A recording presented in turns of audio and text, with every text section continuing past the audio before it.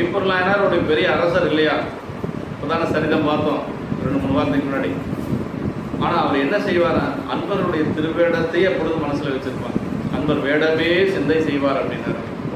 அப்பர் சாமிகள் தேவாரத்தில் என்ன சொல்லாருன்னா, வேடம் கைதோல வீடு எளிதானார். சீக்கிரமா எளிமையா வீடு பேர் அடையணுமா, ரொம்ப கஷ்டப்பட வேண்டாம், திருவேடத்தோட யாராவது வந்தாங்கன்னா அவங்களை வணங்கினா போதும்.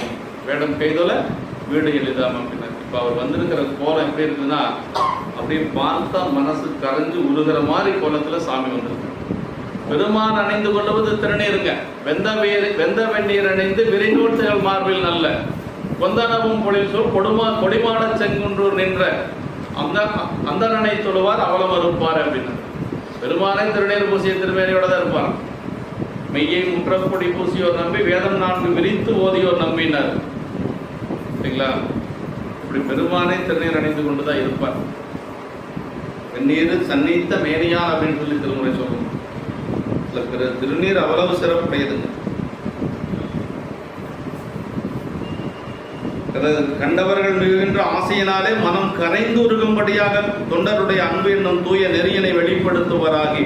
எதுக்கு வராரு? தொண்டருடைய அன்பெனும் தூய நெறியினை வெளிப்படுத்துவராகி. தொண்டருடைய அன்பை, அமநீதி நாயனருடைய அன்பை எல்லாரும் தெரிஞ்சுக்கணும்னு சொல்லி அதை வெளிப்படுத்துவதற்காக வர்றார். பெருமானார் தான் வர்றார். அப்படி தம் கையிலே தாங்கிய தண்டில் 2 கோவணமும் ஒரு தண்டு கொண்டு வரார். அந்த தண்டுல 2 கோவணம் அதுல வச்சிருக்கிறார். திருநீற்று பைய அதுல வச்சிருக்கிறார்.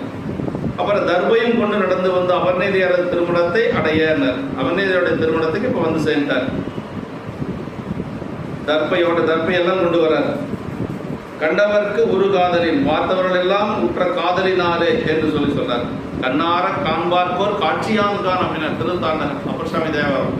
கண்ணார காண்பார்க்கோர் காட்சியான்கான் அப்படின்னு சுந்தரமூர்த்தி சாமிகளை ஆட்கொள்ளுகின்ற பொழுது பெருமான் சுந்தரனி அடியான் அப்படின்னு சொல்லி சொன்னாரு. சுந்தரன் அவங்களுக்கு அடிமை இல்லை போயா அப்படின்னு இல்லையா? ஆனாலும் நான் அடிமை கிடையாது, நான் ஒரு அந்தனர் குலத்திலே தோன்றியவன். ஒரு அந்தனர் இன்னொரு அந்தனருக்கு அடிமையாவது பேச இன்று உன்னை கேட்டேன் பித்தனோ மறைவன் அப்படின்னாரு. உனக்கு இப்ப இவருக்கு ஏதோ பைத்தியம் பிடிச்சிருச்சு அப்படின்னு சொல்லி சாமியை பார்த்து சொன்னாரே ஒழிய, ஆனா சாமி பின்னாடியே போகணும்னு தான் அவருக்கு தோணுச்ச ஒழிய சாமி கிட்ட இருந்து வெளியில வரணும்னு